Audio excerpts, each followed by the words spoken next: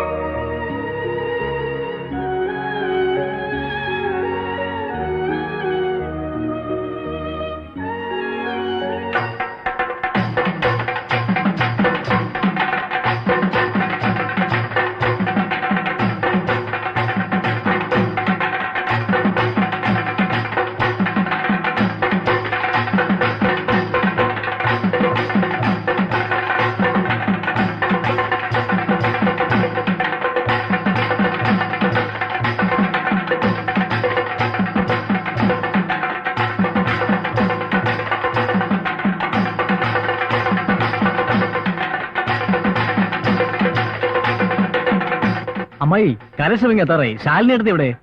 ഈ പെണ്ണ് ശാലിനി, ശാലിനി.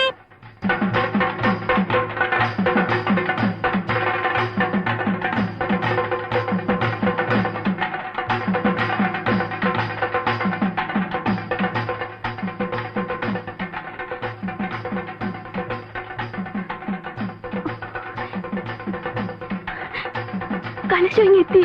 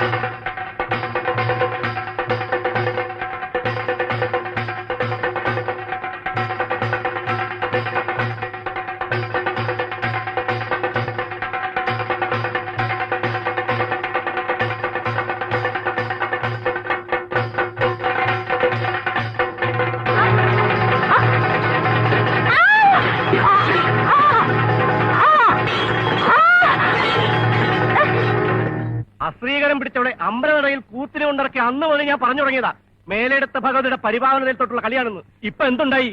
നശൂരം പിടിച്ചോണ്ട് വിരല് തൊട്ടപ്പോ തന്നെ കലിശായില്ലേ? പിന്നെ പിന്നെ തിരുമേനി എന്തെങ്കിലും ഒന്ന് പറയാ. പുരുഷാരം ക്ഷുഭിതമാകുമ്പോൾ സന്യാസി കൂടുതൽ നിശബ്ദനാവുകയല്ലേ ഭംഗി. എന്തിനും ഒരു പരിഹാര കർമ്മം ഉണ്ടാവില്ലേ തിരുമേനി? ആദ്യം ചെയ്യേണ്ടത് ആദ്യം ചെയ്യാ. കൂത്തുകാരെയും കൂട്ടരെയും പിടിച്ച് തലമുണ്ടനം ചെയ്ത് ചുണ്ണാമ്പ് വെച്ച് ചെണ്ട ഒട്ടിച്ച് പുഴ എടുക്കുക. അങ്ങനെ തന്നെ വേണം. കലശവശുദ്ധമാക്കി നാട് പിടിക്കാമെന്നുള്ള വിടരുത്. എന്നാലും ഒന്ന് കാണണം. നടക്കാതെ പറഞ്ഞ് ഒച്ച വയ്ക്കണ്ട. തെക്കുംപുറത്തേരെ അമ്പലപ്പറമ്പിൽ കയറിയാലേ കാലി ഞങ്ങൾ തല്ലി പിടിക്കും. കയ്യറത്തത്തിന്റെ പേരും പറഞ്ഞ് തെക്കമ്പുറത്തേരെ മുഴുവൻ അങ്ങ് തട്ടിക്കളയാമെന്നാണ് വടക്കമ്പുറത്തേരുടെ വിചാരമെങ്കിലേ ആ വിചാരം അങ്ങ് മറ്റിന്റെ വെളി വെച്ചിരുന്നാ മതി. തല്ലാനും കൊല്ലാനും ഒക്കെ ഞാൻ കഴിയോടാ. ഗീതയിൽ പറയുന്നുണ്ട്, ക്രോധാത് ഭവതി സമ്മോഹ. ക്രോധം നിമിത്തം കാര്യാകാര്യ വിവേകമില്ലായ്മ എന്ന സമ്മോഹം സംഭവിക്കുന്നു. ഇവിടെയും അത് തന്നെ സംഭവിച്ചിരിക്കുന്നു. അമ്മേ ഭഗവതി, എനിക്കൊന്നും പറയാൻ കഴിയുന്നില്ലല്ലോ.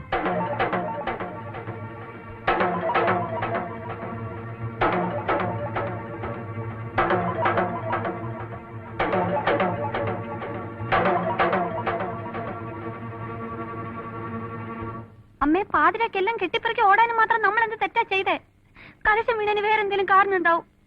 എന്റെ ഇന്നൊരു പിഴയും പറ്റിയിട്ടില്ല, ഉറപ്പാ. മോളെ, വാദിച്ച് നിൽക്കേണ്ട സമയമല്ലത്. ആളുകൾ ഭ്രാന്തളകി നിൽക്കുക. അവരെ കൈ കിട്ടിയ കുഞ്ഞിനെ നമ്മൾ ആരും ബാക്കിണ്ടാവില്ല. ഭ്രാന്ത് ആളുകൾക്കല്ലേ, ദേവി നമ്മളെ രക്ഷിക്കും.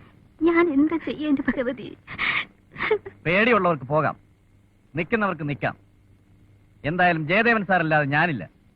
നമ്മൾ ആണുങ്ങൾക്ക് മുങ്ങാം. അതുപോലാണോ പ്രഭയുടെ അമ്മയുടെ സ്ഥിതി? ആൾക്കാർ വെട്ടുകത്തിയും വടിവാളുമായിട്ട് നിൽക്കുകയാണ്. എന്ത് സംഭവിക്കാം? എന്തായാലും പോക്കരത്തിനും കാണിക്കുന്നവരെ പിടിച്ച് 4 പിടഞ്ഞാൻ പടയ്ക്കും. പിന്നെ എന്നെ വേണമെങ്കിൽ തല്ലി കൊന്നോട്ടെ. BKP സാറിന്റെ പരിപാടി എന്താ? എന്തായാലും 10-12 ദിവസം നിന്നതല്ലേ ജയദേവൻ സാറിന്റെ ചോറ് തിന്നുകൊണ്ട്. അങ്ങനെ അങ്ങോട്ട് ഓടാൻ പോകുന്നില്ല. പിന്നെ വിധി പോലെ വരട്ടെ. എനിക്കിത് മുമ്പേ അറിയാം. നമ്മുടെ ട്രൂപ്പിലെ അംഗങ്ങൾ എല്ലാവരും ഹീറോമാരായി ഒരു സൂപ്പർ സ്റ്റാർ ഫിലിം പോലെ കാര്യങ്ങളൊന്ന് ഭവിക്കുമെന്ന്. വെടിയെങ്കിൽ വെടി, വടിയെങ്കിൽ വടി, എന്തിന് ഏതിന് മനോജ് കുമാർ റെഡി. നിങ്ങൾ ആരെങ്കിലും എന്നോടൊപ്പം നിൽക്കാൻ തയ്യാറാണോ?